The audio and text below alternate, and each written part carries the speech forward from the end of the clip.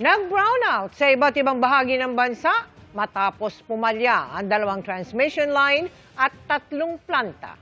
Nakatutok si Maki Pulido. Walang kuryente kaya wala kahit bentilador ang mga taga-barangay Silangan, Quezon City kahapon. Ngawit na sila sa kapapaypay sa labas ng kanilang mga bahay. Bawas kita naman sa car wash na ito dahil hindi gumagana ang pressurized washer nila. Hanggang kanina may abiso ng mga posibleng brownout sa Luzon.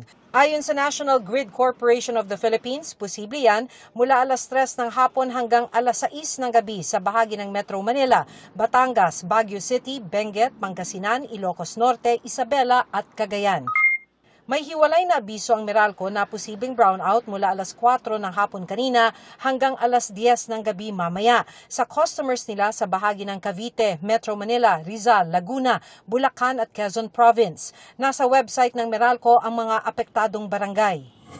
Ayon sa Department of Energy o DOE, nag-trip kahapon ang dalawang malaking transmission line ng National Grid Corporation of the Philippines o NGCP. Dahil dyan, hindi makapagbato ng kuryente ang Ilihan Power Plant sa Batangas, kaya nag-shutdown muna. Kahit naayos na ang transmission line, inaabot talaga ng ilang oras bago mabuhay ang shutdown na power plant, kaya may banta pa rin ng brownout. Yung pong ating excellent energy resources ay nangangailangan ng 2 hanggang 4 na oras bago makapag-start up at makapag-load. May bigay po yung kanilang total capacity. Samantalang ang Ilihan Power Plant po ay nangangailangan ng halos 10 oras bago po makabalik sa serbisyo.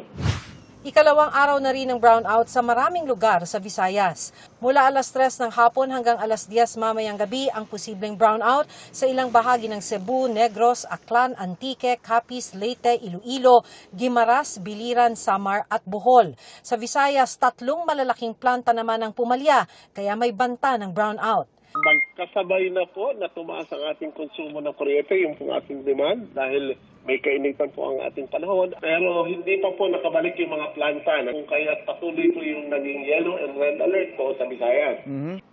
Inatasan naman ng Energy Regulatory Commission ng NGCP na magsumite ng ulat sa mga pinagmulan ng problema at ano na ang mga hakbang na ginawa para bumalik sa normal ang sitwasyon.